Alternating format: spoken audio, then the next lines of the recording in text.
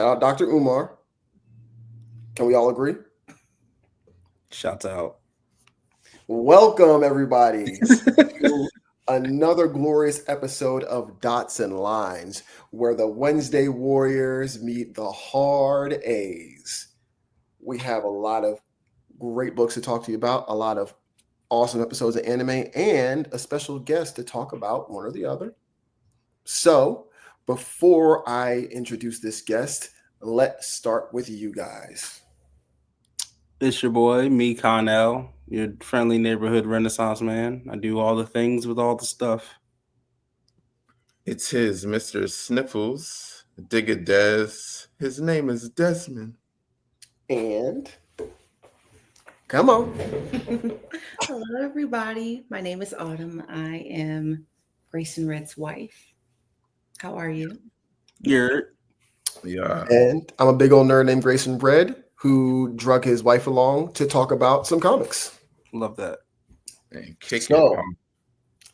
guys, don't act formal now. You've all met my wife like more than once. Let's come on. Your man is unhinged, but here we are. Like, what you mean? This was the genesis. This was already written in the cards. I don't want to take up too much airtime with this first comic we're going to talk about because there's a reason why I really wanted my wife to talk about this. Mm-hmm. She doesn't read a lot of comic books. I don't. But there's been certain ones that she's gravitated towards that I've introduced her to. And Desmond, big connection with you because my wife had you a little tarot reading, right? Yeah. He did. He did. May fancy herself. Yes. May fancy herself a little bit of a witch. I am interested in the occult, not a witch. Me too. Mm-hmm. So of course, the book that she's been reading for the past 8 months, Absolute Wonder Woman, is one I want to have her perspective on because I don't have lady parts. So she might be a little bit better equipped to talk about some of this I stuff. don't have lady parts yet. Maybe not. Listen, love is love. I don't know. That's something we have to talk about. Yes. So go off. First off, how do you feel about how Absolute Wonder Woman has been moving throughout this first 8 issues? You guys, I have to say that I really do love the comic. Okay. I am a fan of the Wonder Woman comics. When Justin knows that, it's a good run and he'll present it to me. And please chime in. I have to say that I love the action in the comic. I think someone mentioned something about the paneling. It was so kinetic. It was so dynamic. I think something that prevents a lot of normies from reading comics is that the images are literally static. But the way that this comic was put up, you could almost see her flying across the page, somersaulting across the page, killing things across the page. So I love just how kinetic it was. The magic really intrigued me too. I love that they added that. Has that ever been included in a Wonder Woman comic before? Let's talk about that. So I don't know about you guys, but I've read more than one Wonder Woman run. The one by Brian Azzarello, Greg Rucka, and Tom King. Of course, in other books like Justice League Dark, Phil, I know you remember that run. Wonder Woman does tap in to her magic because she's always been essentially a magic character. Yes. In the mainline continuity, she was made of clay, brought to life. And then they mucked around with the timeline and blah, blah, blah, comics. Yes. But this is the first time I've seen her use magic so plentifully and readily. And it's like dark magic too. Yeah, it's not. It involves blood. It's not hippy dippy. Yeah. Christians might not like this. But it's Hecate. It's perfect though. Yeah, Hecate is the goddess of witchcraft. Mm-hmm. Yes. In the Greco-Roman religion. I love the aspect of the magic because when I think of Wonder Woman and most superheroes, I just think of them fighting. But the magic, it almost gave it like that Naruto quality to the fight scenes where you never know what she's going to use in her arsenal. Like, is she going to just stick with the physical? Yeah. Is she going to get a spell out of her bag? What actually is this transfiguration that's put into the rope? Honestly, I'm going to be honest. I always thought the rope was kind of an unimpressive. What do they call it? It's not the rope. Lasso of truth. The lasso of truth. I always found it kind of unimpressive. Even in the movies, it was not like my favorite weapon. I love that they made it badass in the comic. You got They three actually made it do something. It turned her into A one of the giant Medusa most monster. kind of amazing things that I've seen in a comic. I loved it. The magic gave her an edge. It made her, like I said, even more badass. It made her fight scenes more interesting. It kept my attention. I love that aspect, and I kind of can't wait to see what she does with it more. I know we're already in number 8, and we've kind of started a new story, so I'm very interested. It succeeded. It got my attention. And that's one of the biggest reasons why I wanted to get her on, because, like I said, she is not the biggest reader. We already have a nigga in here who started reading. Yo, Insanity. this shit is peak. Insanity. I'm hot. This is the best one of the absolute verse, for real, for real. Like it's Up for one of debate. because the first arc, right? The 5-part. Do you know what it's called, Justin? The first part, no, the first arc, I don't remember what it's called. I can't lie to you right now. But essentially, real quick, it's her introduction. It's showing where she came from and basically in hell, and how she came here to help protect us from that giant tetracide. exactly. And like the way that she took it down was just crazy. Like Autumn talked about the paneling. There was a scene where she had just turned herself into Medusa with the lasso to stop the tetracide in its tracks, again, a peaceful type of manner, because the whole backstory of strangling the harpy with it, she wasn't really feeling how that felt. So to talk to Hecate and then bring out the sword that was about Athena, that put the curse on Medusa in the first place. This is all perfect. And the dude that she took off her arm for in hell, he's the one that came to save her. And the paneling with that, he went up there with a blindfold, and then knew when it took it off, when his words are affecting her, and they were able to look at each other, and then it was great. Like reading the first 5 issues for sure today is one of my the favorites of the Absolute verse. It was great. It was great. Like you got Pegasus in here. Like it's pretty much bro. All that. It's a literal dead Pegasus that can breathe hellfire. What did you ask for? This shit is deep in the mythology for sure, and that's what I'm loving. Phil, how do you feel about issue 8? Something I really like what they did. Well, one, she kind of looks like Rhea Ripley a little bit. Oh, I was getting. She absolutely does. She absolutely does. I saw it. I need a Rhea Ripley cosplay of her doing this. Somebody tag Ripley in the comments. But aside from that, the fact that they made her a witch and the fact that she worships Hecate the way that she does, and it's not just magic for magic's sake, it's magic with sacrifice, which Autumn, I'm sure you can attest to. Still, is like when you do stuff, it does require sacrifice. It does require a level of intention to it. And when she turned into the Medusa, although she didn't know what she was turning into, she knew what she needed. And especially with magic and witchcraft and occult and all that stuff, intention overrules everything. Because it doesn't matter what you want to do, it matters what your intention is behind it. And the fact that they take the Greek mythology, which has been damn near run into the ground, but they flip it in a way that gives us a new, fresh take on it while still giving us a superhero story. Because this isn't mythology. This isn't the Odyssey. This isn't the Iliad. But it still has those same notes. It's still a woman. She said it hit like Naruto. Yeah, that's some fire ass shit. So like it was a lot of story building. It still gives us that. Who's the artist again? Justin, I'm sorry. So the main artist for issues 1 through 5. Sorry, we're gonna let you get back to it, Phil. Hayden Sherman. For the 2-issue break, it was Mateo de Luis. I know I'm not pronouncing it all the way correct, and then it's back to Hayden Sherman. Sorry. Yeah, it was It was great. That was it. Okay. I had more, but like it's fine. It's cool. I mean, if you're talking about mythology, if you can get back in if you want. Nah, it's cool. It's cool. Well, I just want to say, real quick nerd story. I always have one of these, especially for the past fucking five fucking podcasts. I actually met Hayden Sherman in person. They didn't understand how big this was going to be.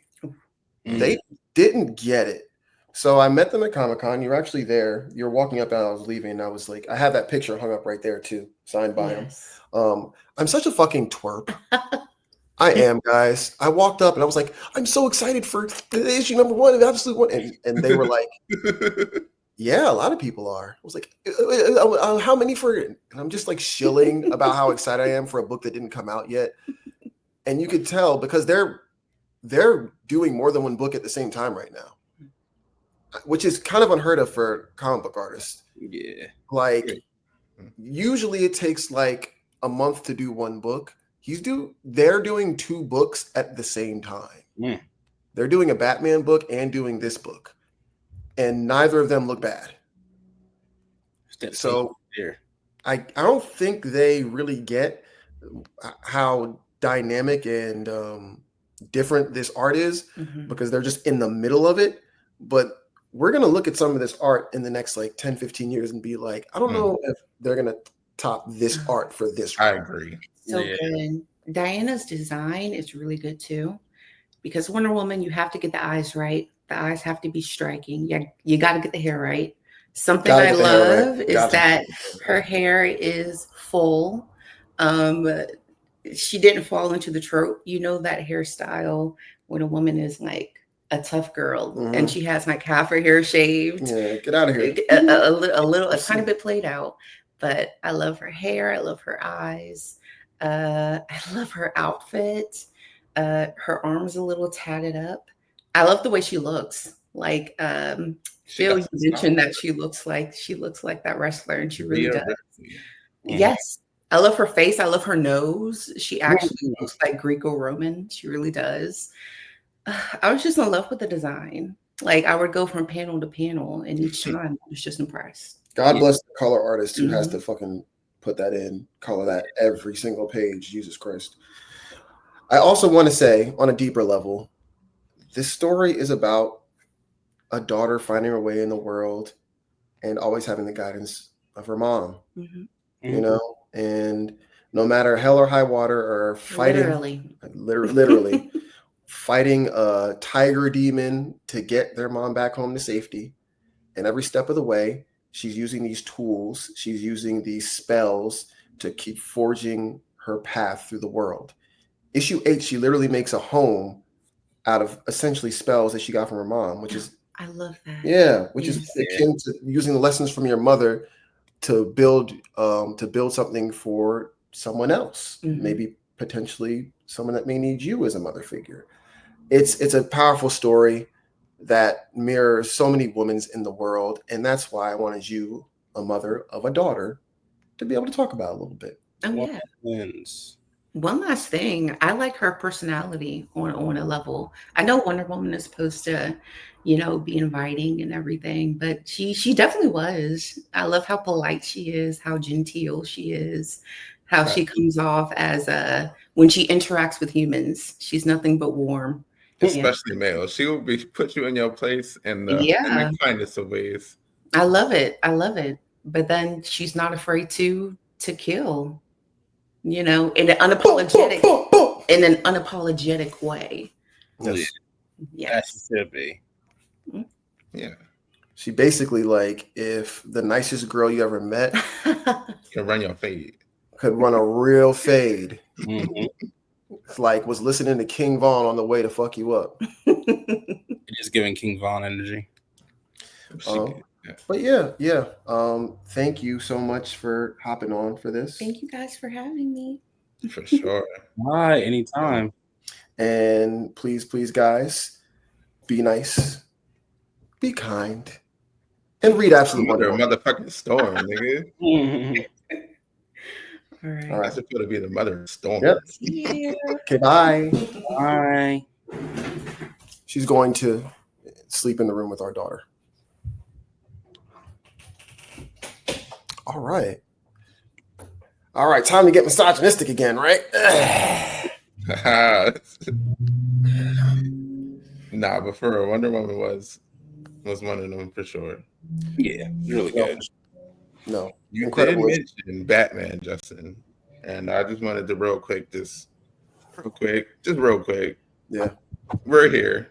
The crossover is upon us. Dan Moore, the fucking legend. the legend. You know, I talked about how most comic book artists really can't do more than one book a month, and it's a rarity. He is like literally the only other person that's doing more than one book a month. Yeah, and they're both beautiful. They're insane. It's funny because like he was doing Justice League Unlimited, and I noticed he's not on the book as much. I'm like, I wonder why? Because he's such a psycho when it comes to drawing. He can do it all. And I know he's drawing Batman as we speak. I was like, well, what other book is he doing? Which I shouldn't be doing because like most artists can't do that. Of course he's drawing this in the background. Why wouldn't he be? Fucking, it's insane, bro. Dan Mora, Grant Morrison, which we're not talking about enough, is doing the DC version of Batman Deadpool. And Zeb Wells and Greg Capullo is going to be doing the Marvel issue of Deadpool Batman. That's dope. That's Batman's new suit, isn't it? Yes, it is. Yes, it is. Sure looks like it at least. Yeah. Yeah. I always like the gray with the colors. Yeah. I was under the impression that it was only going to be one giant book or two books, but it looks like, along with other rumors, that there's going to be a whole bunch of crossovers with a whole bunch of characters and then one main event book. Are they all team ups? Do you know? I'm sure. There probably will be. I'm sure. They'll start out fighting and then, we too have common interest. Yeah. The rumor we're talking about is apparently Mark Millar is going to do the Fantastic Four Superman book. Yeah. Okay. Anyway, thank you for bringing this coming out right with the movies. Oh, that shit would be crazy. Yeah, I mean this book's coming out October, I want to say. So everyone would have seen them in July by then. So yeah. Well, we'll see. They have to announce it. You know, I haven't seen an official announcement yet, so we'll see. Yeah. But yeah, speaking of crazy shit, Absolute Martian Manhunter issue 3. Goodness gracious, Lord heaven of above. This book was so good. Phil, please take off, bro, because I'm about to start glazing. Yep. So Absolute Martian Manhunter does something that I really enjoy is that, one, the dialogue in the book is like poetry. It really reads like you're reading a sonnet. Everything is very soft, flowery prose. But it's still this very hard, like it's a crime noir is what it is. But it's written like it's a book of poetry. And then like the illusion of mental health as well with the White Martian basically invading people's minds. And literally giving them a mental health crisis by making them experience their trauma and then act out on the trauma that they're experiencing, which is just like, it's insane. Yeah, it's peak. Yeah. And something I like too in the book, when he was on his way out after he was saving people, when they had the Martian literally healing people's trauma and saving them from their literal demons from the fire. Yeah. I mean, the symbolism, the analogies, the art. Oh my goodness, the art. Rodriguez is going fucking buck wild. Yeah, that's why I made that face when you said Absolute Wonder Woman. Absolute Wonder Woman is my second favorite book it's my favorite book in terms of action, but Martian Manhunter in terms of like the art and like the context and stuff. It's honestly like type crazy. And then the line that the White Martian said, where he said, "I welcome you to watch it like an audience." My God, it's a bar. Dennis can't, man. I thought and maybe I'm reading too into this, but the illusion of all the trauma going up in smoke and making it more suffocating for everyone to live around, and becomes a giant white Martian that's hovering over everyone's head. It's like, man, if we don't deal with our trauma, we only make it worse for everyone around us. Exactly. Eventually. And even the callback to the Martian being like, it's not about the fire, it's about the smoke. And that it doesn't, like what? And it doesn't want to like destroy anything in particular. It just wants to destroy the concept of home. Yeah. Like what the concept of home to people. To homeless people is a shelter or living on the street. To people that came from an abusive home, it's their new house. Like just destroying the concept of home. There's damn near terroristic threats. Oh, for sure. And let me tell you something. It goes into the deeper. It goes into the deeper theming that, you know, I feel like Dennis Camp was going for, of just never feeling safe. Yeah. You know what I mean? Literally, John Jones is literally never alone now. And he has a giant alien thing that's constantly bothering him. And he somehow feels like the most comfortable in this book. Yeah. You know what I mean? It's a very good, and we'll get to the end of it. Apparently it's going to be 12 issues, but it's a very great analogy of not dealing with your trauma or having your trauma bear on you and making everything worse because of it. Yeah. The fact that he's like there, but also not there, and he's experiencing this level of psychosis. Technically it's psychosis, but it's not, because it's happening in real time and it's happening in real life. But to everybody else, it looks like he's just doing weird shit, like creeping through the yard and stuff like that. Yeah. No, he's actually dealing with this thing in his head. Bro, when he was sitting next to his wife and his wife is just contemplating how to get the fuck away from him. That's in look at the images. I just put one up. Man, let me tell you what, I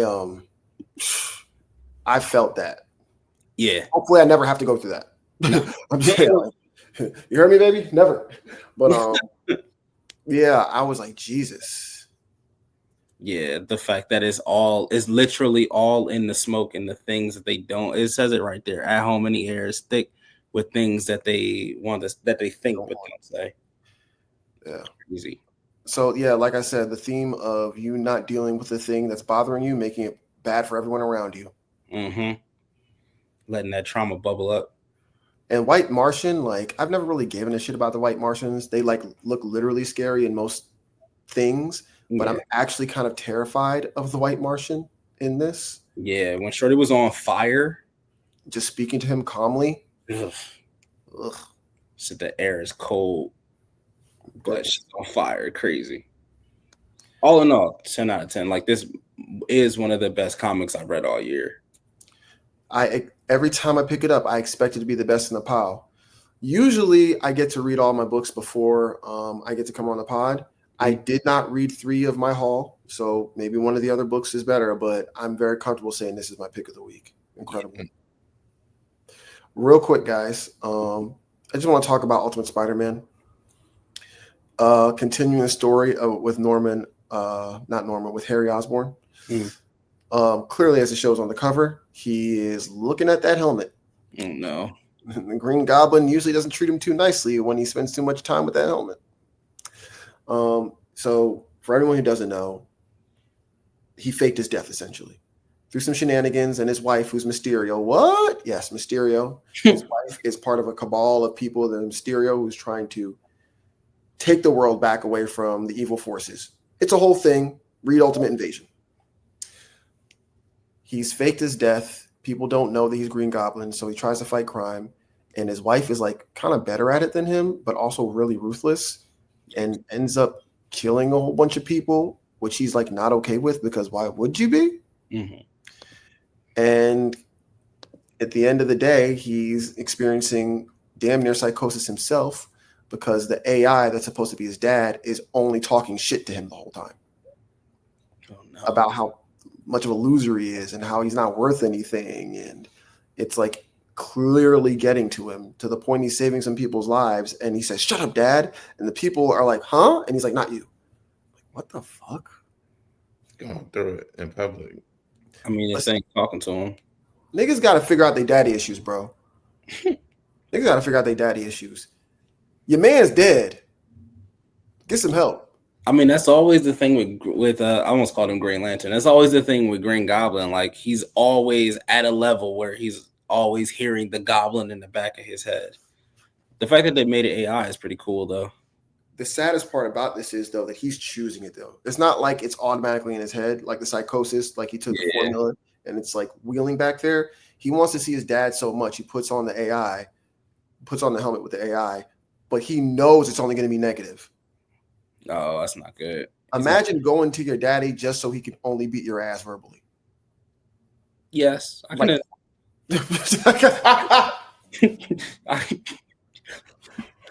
Yeah. Listen, I don't got the problems.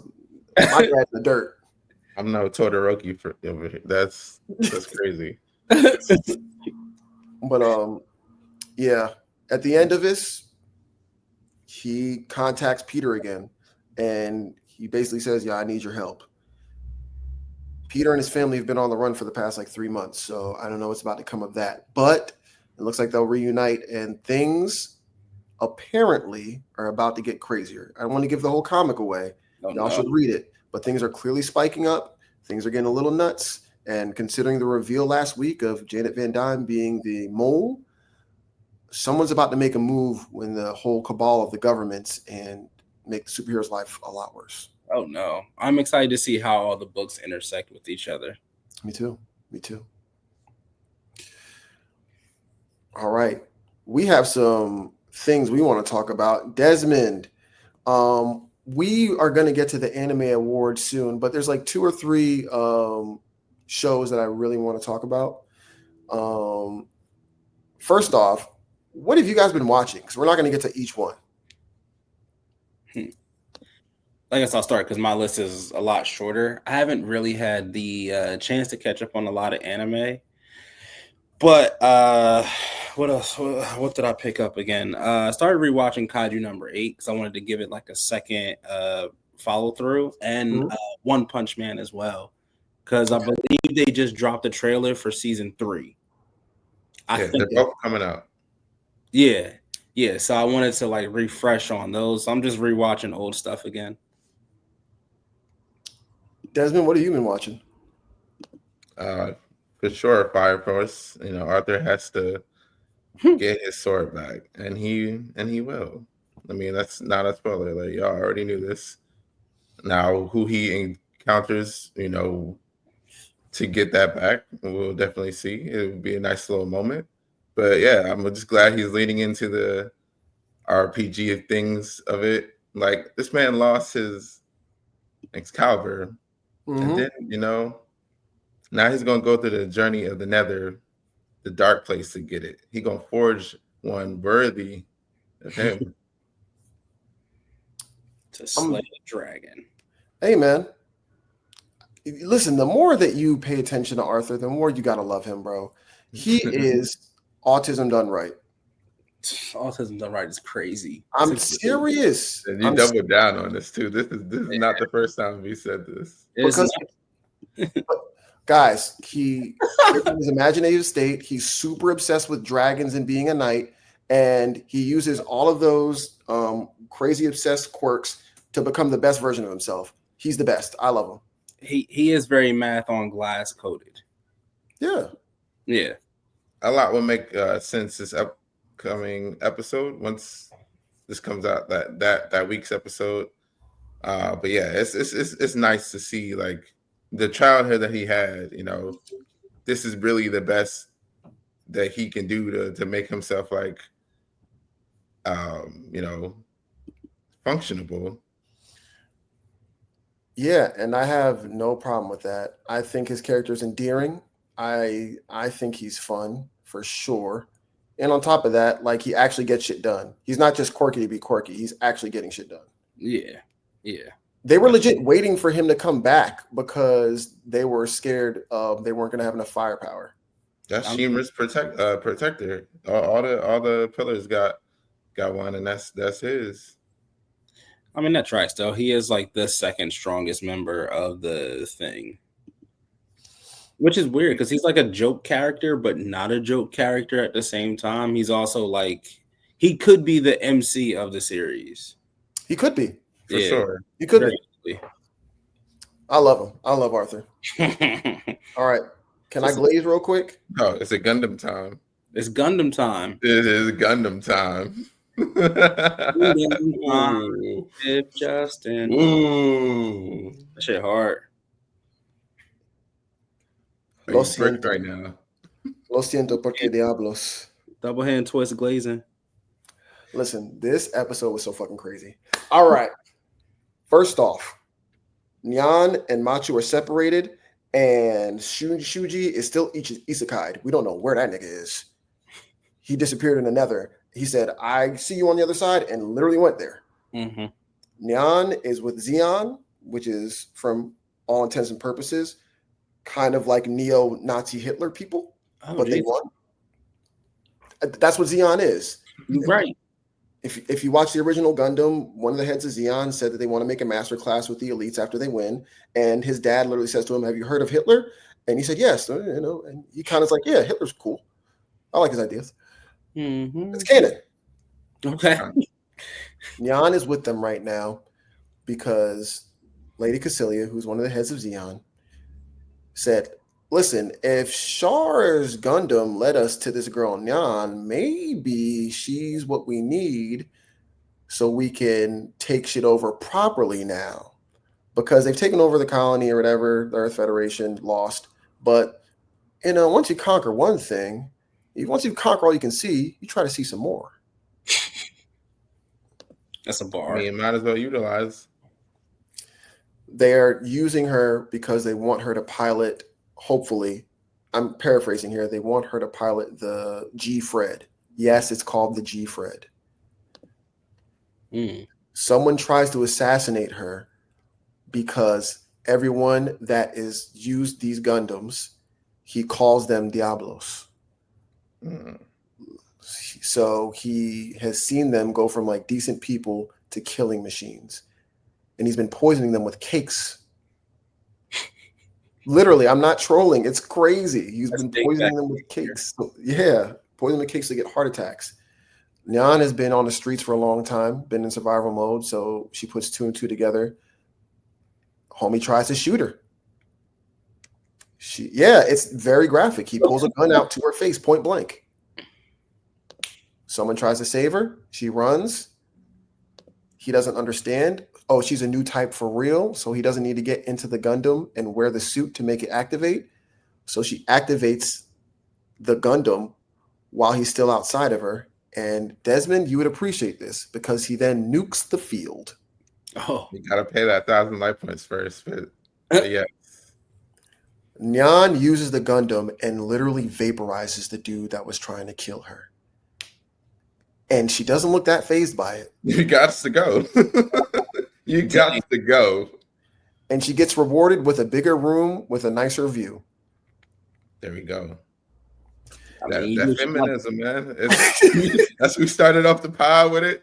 Wonder Woman, you know what I'm saying? That feminism is undefeated. Feminism. It's undefeated. It was a really striking episode. It's showing the path of the two main characters is definitely diverging, and shit's getting dark. Well, apparently we're gonna catch up with Machu in the next episode, but from what I'm seeing, they're diverging. 2.5 main characters. Yeah, 2.5. Yeah. We don't know where Shuji is. He's isekai'd. But how does the original Gundam series end? Never mind.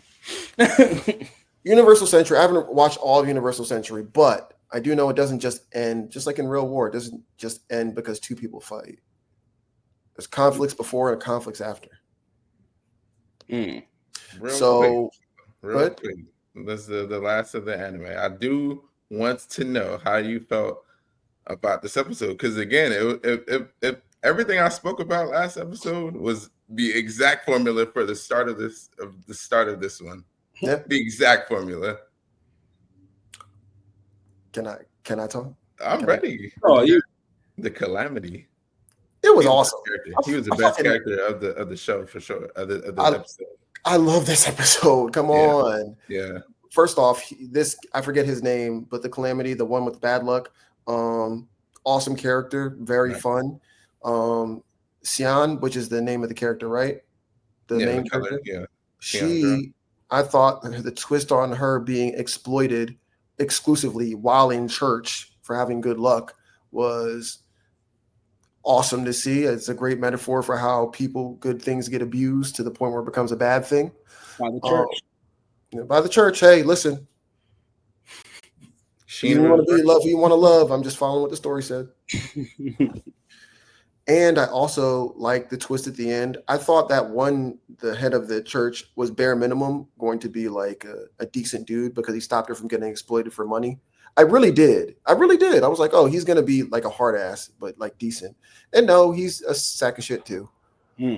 So when he yelled at the candy lady, for the first one who wanted to test the luck, I kind of felt like, all right, this guy is not just the saving guy. Like I was like, it's immediately right away. It gave away like he would be the guy for the twist because it's just like the dude in the store is like, oh yeah, you sit right there, and it's always that immediate low hanging fruit type of one where it's like, oh, this one could maybe be like a good person, but like corruption. Like this is I don't know, man. It's really this. It feels like the same formula, but like each of them. Like I said, if it wasn't for Calamity, which is the saving grace of the episode, this arc may be better than the last one, which is saying something because you said that one was your favorite one. So that was my favorite. It's only going up. I'm only really kidding, but it really is the same formula though. No, let it be known, bro. You can hate the fuck out of this show, and I'm gonna be okay. Like we all not gonna have the same opinions. Like it's okay. His name is Calamity. No. That's what they call him because he brings bad luck wherever he goes, like flash floods, plane crashes, the whole lot. But he does want to be a hero. Like he was looking at his wrist and was like, "Yeah, I could be one day. Like I got something in me." So obviously, he evil. Yeah. But let's look at it though. If he can just control his bad luck when he's fighting someone, something bad can happen to them whenever he opposes them. That's literally Domino's power. Yep. Yeah, Domino from X-Men. For anybody that doesn't know. Shout out to Teen Titans too. For Jinx, yes. Yeah, shout out to Teen Titans. That's crazy. He could touch you and you get a fucking heart attack. Yep. Yikes. I love To Hero. Just saying. About the Teen Titans thing, about Damian being the is that a real? That's real? Hey, That's real? Hey, I heard, let me tell you something right now. Good. There you go. Good. Wait, what happened? Damian might be the Robin in Teen Titans. Good. About time. Teen Titan. I'm confused. A movie that they're writing. Yeah. They haven't pinned down a script. Now, let's talk about it real quick. Why wouldn't you want Damian, arguably the most popular Robin of the past, like literally 20 years, to be the Robin? There's so much backfill you have to do because there's like 4 other fucking Robins before him. But his movies, and the niggas is grown. Huh? His movies, like, you know what I'm saying? You can really start wherever the fuck you want to start. Yeah. That's true. I don't how do I word this? The version of Teen Titans that I guess would be more appealing to our generation would be Dick Grayson. Yeah. Because that's the Robin that we saw in Young Justice. That's the Robin that we saw in the regular ass Teen Titans, the cartoon that was on Cartoon Network. And even for the abomination that is Teen Titans Go. It is still Dick Grayson. It's always Dick. It is always. No. They always choose Dick for some reason. Dick's been going hard for a long time. And then we see a statue of Jason Todd because Jason Todd has died in all these universes. Yes. But I feel like whenever we get into the movies and like you want to do what's popular, which is fine, I just don't think. I think Damon's a strong start. It's not a bad start, it's just a strong start. But I don't know. So you're excited for it, Justin and Desmond. You fucking kidding me? You goddamn right. So you want Damian over Dick? Yes. And with that, you know which one I'm excited for? Damian or Dick? This space tells it all. Is it Fearon or is it Solo? We need to know. The real anime of the year. I'm gonna be honest, dog. You know, we talked about on the show how I'm still lagging on Freedom because them first 8 episodes is like they drag, but it's great. I'm sure it gets great. So I'm gonna bow out of this conversation, but I do want to put in my 2 cents of I don't think I got through 8 episodes of Solo Leveling of it being mid. That's it. I don't know about mid, but you know, yeah. Let me not say mid, but like I don't feel like Solo Leveling dragged for 8 episodes. But I didn't finish the free run, so y'all take off. But yeah, I mean, it is based on season 1 for sure. So Solo Leveling season 1. The only real thing was the dungeon, the beginning of it, and the end of it where he gets Egress. So, and Firen did the dungeon way better than that. In like, what was it, 3 episodes for the exam? That shit was beautifully written. That shit wrapped up the season of storytelling with Fern, and you know, it was just so great. Like seeing Firen and a doppelganger. Like, how about the whole like party that she was with ended up passing because of her and with her, and the whole shorty who runs with scissors, like like bro, this Firen is first season is like one of the most beautiful like first seasons of an anime, I would say. Okay. It's like it can go like that Avatar beloved route, because like it's not traditional, it's not R farming, it's not none of that, even though Firen would and Fern, but like it's real story and you get connected to the characters. Other than Sun Drip Brew, it's, I mean, the world that you're getting immersed in is way more than just a cast of 1 or 2, for sure. Name 2 characters in Solo Leveling aside from Cha, the other girl. Name 2 other characters in Solo Leveling. Now all the names are kind of hard in free run, so yeah, the name is the same, yeah. But you do remember these characters for sure. Even that right there, you can't name 2 other characters because the show is solely centered on Sun Drip Woo, and that's all we get, which is fine, which is okay. We do get anime like that. However, now one, I do want Solo Leveling to be successful for the simple fact that I know where it goes. So I don't want to, and typically when manhwa gets adapted, they shit the bed. Shout out to God of High School. Started real strong, pooped the bed real quick. Yeah. But I want it to do well because I want them to continue to adapt it at the pace that they're adapting it at. The fight with the Ant King was like 3 or 4 pages. It wasn't as long as it was in the anime. Really? Nor was it as detailed. Like in the manhwa, Sun Drip Woo dog walks him. It's not like a fight. It's more like he shows up and shuts shit down. But in the manhwa, in the anime, they made it a fight. They made it like, oh, he might lose at one point, but nah, he came up in the end.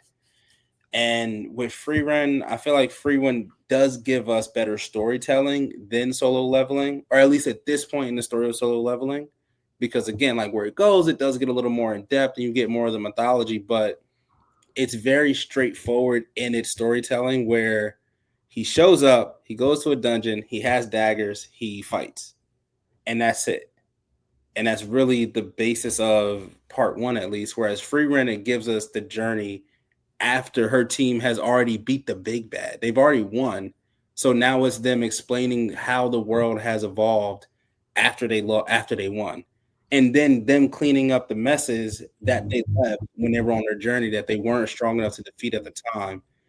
And it also shows the part 2. It's actually it's like Teen Titans if Teen Titans were led by Batman. Okay. It's all the little homies now coming into like their own fruition and learning, but they build on the basis that all their mentors taught them. Okay, cool.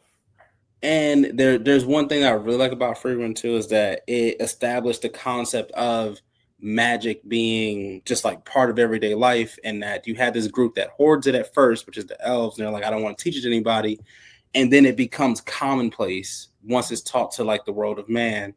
And you have one of the greatest magic users who is an elf who took a chance on a human girl who was an orphan, taught her, And then that human girl, Flama, found Frieren when she was an orphan child, taught her, and now she became the greatest mage. So it's like the line of succession. And then Frieren taught a human who was an orphan as well. So it's literally like tick for tat, them going down the line, just in terms of from a storytelling standpoint.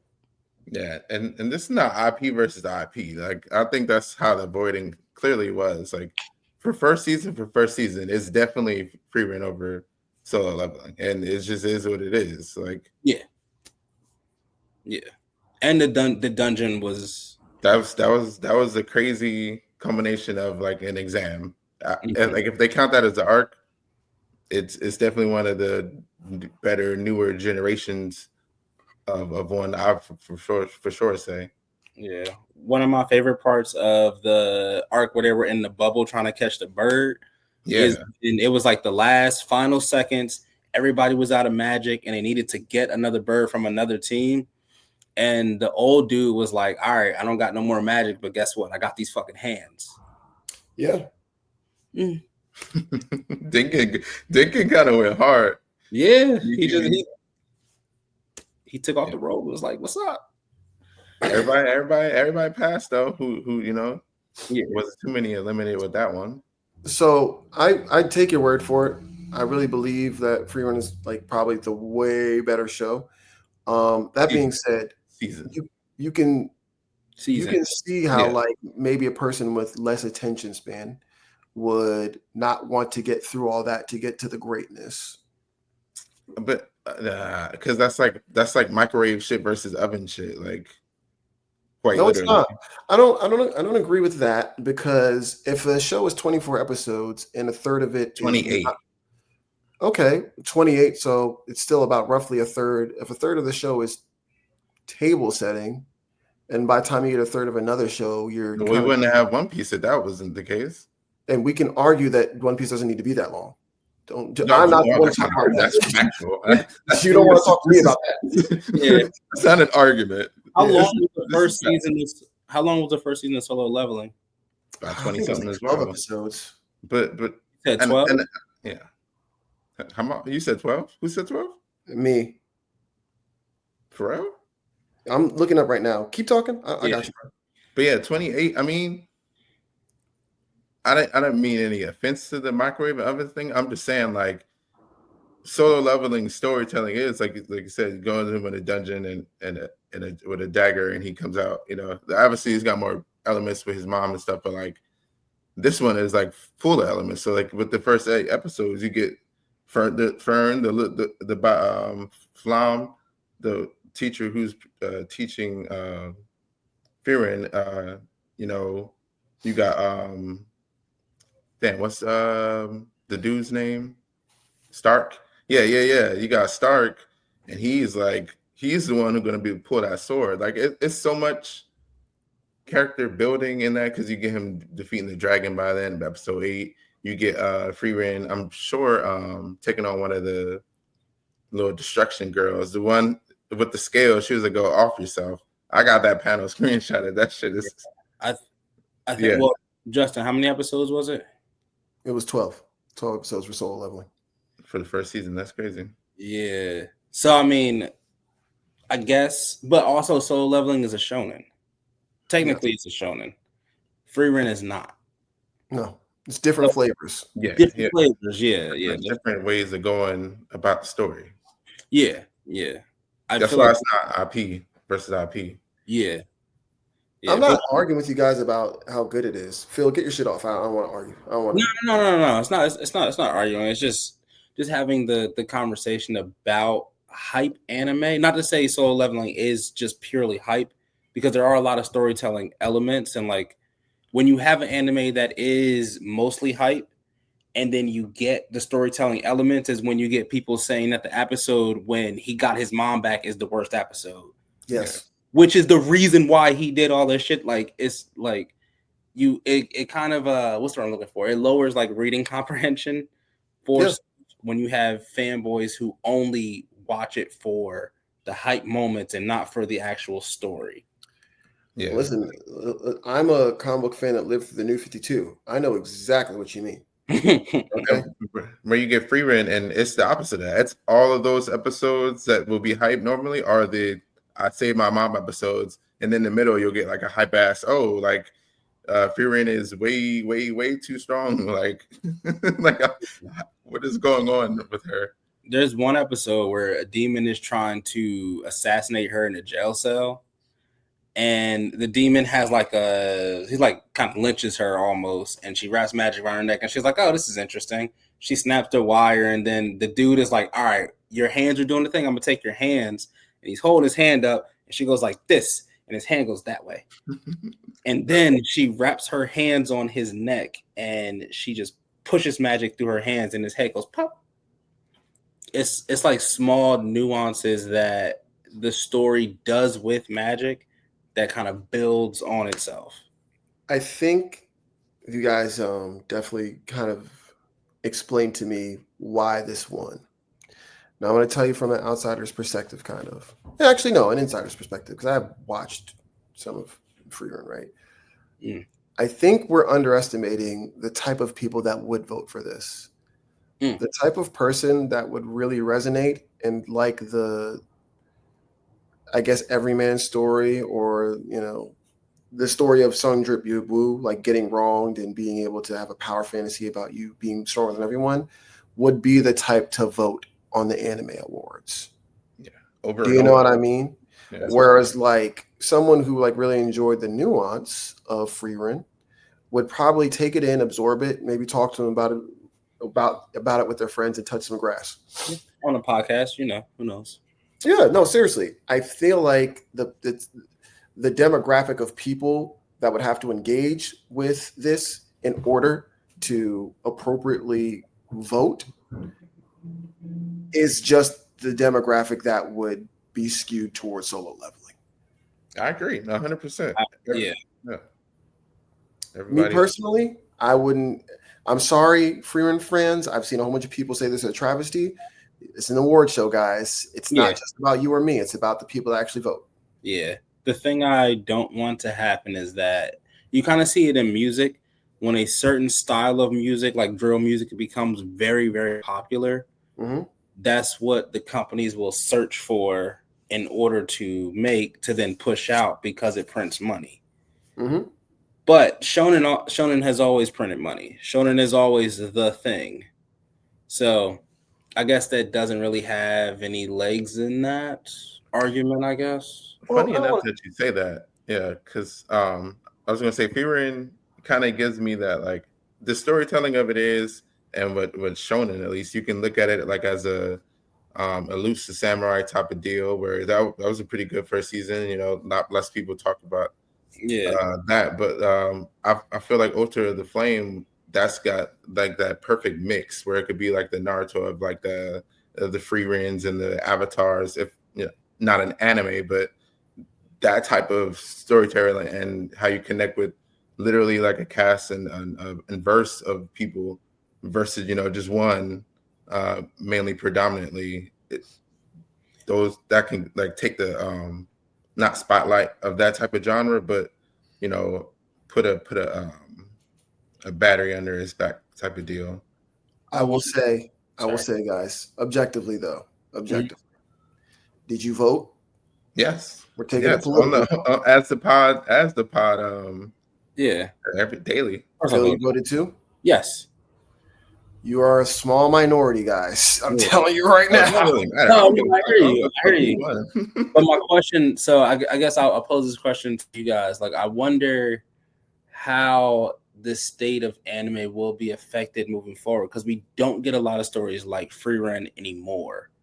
A lot of the stories that we get are very punchy. They're very like, all right, shonen, power fantasy, or something like that. But like, we don't get a lot of like deep stories anymore that are ongoing that get transferred from manga to anime. I believe like the last one I saw outside of Frieren that was so like deep in lore was Delicious in Dungeon, ironically enough. It's also a nomination, I believe, right? Yeah. Well, I gotta say, I don't know that I don't watch. This is the first anime season in a long time where I'm sticking with more than 5 anime. So I don't know. Maybe there are that I'm just happen not to be watching. And I also don't think that this will affect any of that anyway. From what I understand, Free One was wildly popular. And Solo Leveling, it was just its time. Do you know what I mean? The thing with anime and just like any other production, they're already in production 2 to 3 years before we get it. So by time someone does decide to chase this trend of Solo Leveling, if there's another book like Solo Leveling to follow, they're already locked in for the next thing, which might be like Free Run. So I don't feel like this is going to have any bearing on any of that. You know, if I hear about breakout DVD and Blu-ray sales, then I'm like, oh shit, they're going to make more Solo Leveling stuff. But before then, yeah. You I know, guess it'll be interesting. You said DVD and Blu-ray? people buy Blu-ray. You have no idea. Who has a Blu-ray player? If you have PS5, you got a Blu-ray player. And they get it does play disc, doesn't it? I saw Chainsaw Man. They didn't really like the DVD sales and Blu-ray like that meant something. But obviously, that means something. Yeah.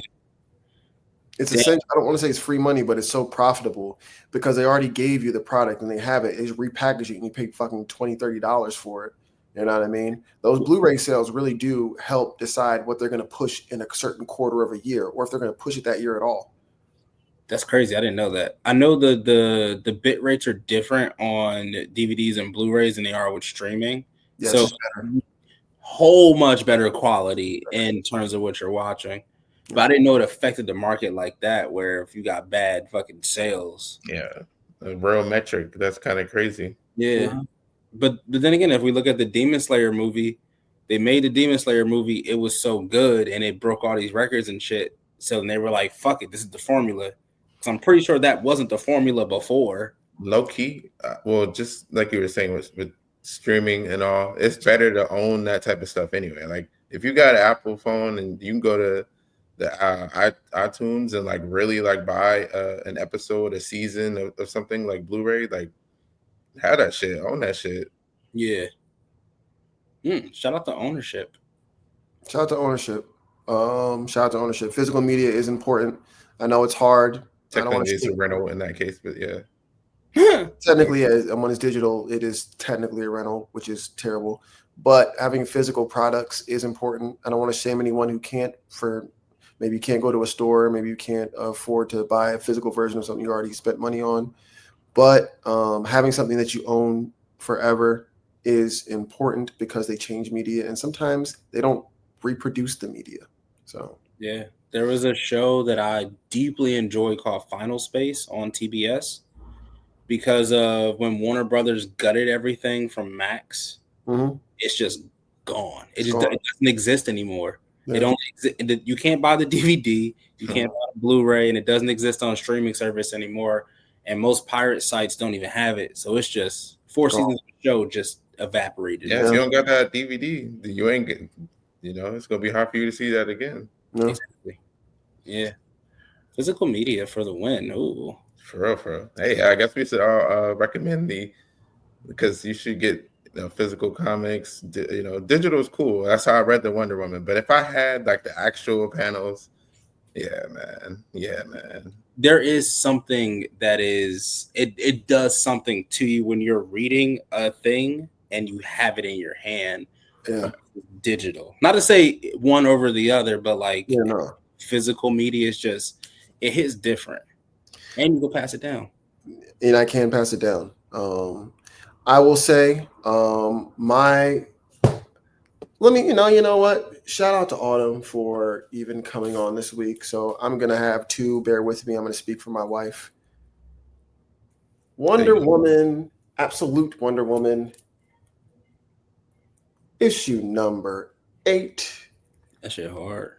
Fun fact, since issue number 1, I bought 1 copy for me and a variant for my wife for issue. Oh, that variant cover tough. Yes. So that way, she asked me one time, this is selfish, she's going to see this, but whatever. She asked me one time, ooh, can I have this issue? And I was like, I'll get you your own. Nah, kept doing it. that's that collector shit.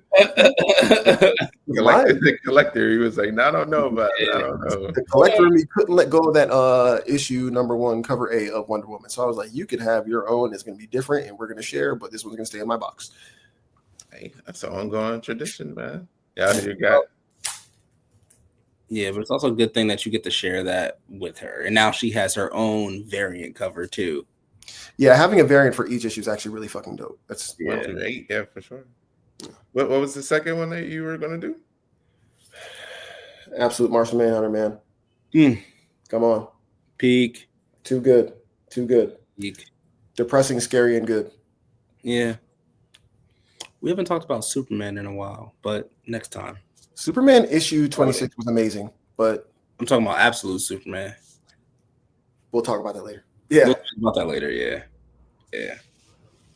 Okay. Is that your recommendation? Absolute Superman? Nah, it doesn't come out till next week. Yeah. My recommendation this week is a comic book from Image Comics, I believe, either Image or Dark Horse, but it's called Antarctica. About multiverse theory. Okay. It's pretty fucking cool. Yeah. They would have science in Antarctica. Shout out to the Big Bang Theory. Yeah, that and Power Rangers. If no one on this podcast never listens to anything I fucking say, read the Power Rangers run, all of it. Start with Shattered Grid and just keep reading. Okay. All right. Dang, y'all all got physical media. I can't do like a show. I feel like I gotta do. No, go ahead. Just go for it. Off the Martian Manhunter, like since y'all was going off with that, I only have read 1 or 2 chapters and not the 3rd issue. But like way I was describing the 3rd issue, I kind of got like Mr. Robot vibes from it, where he's like somehow the not calmest in the room, but you know he's listen. Elliot is going through it at all times of the day. He's really got an alien in his brain, and he thinks he is that alien. So. And then, you know, the whole social society part, like with the wife and everyone's trauma, it's like, yeah, I say Mr. Robot. I can't wait to read the 3rd issue to see how they do that. Yeah. All right, y'all. Listen, that was another epic episode of Dots and Lines. Thank you to my wife for being so gracious and coming on. Thank you to y'all for listening to us. And please keep reading comics and having a good time. All right, y'all. Goodbye. You're being a hard A.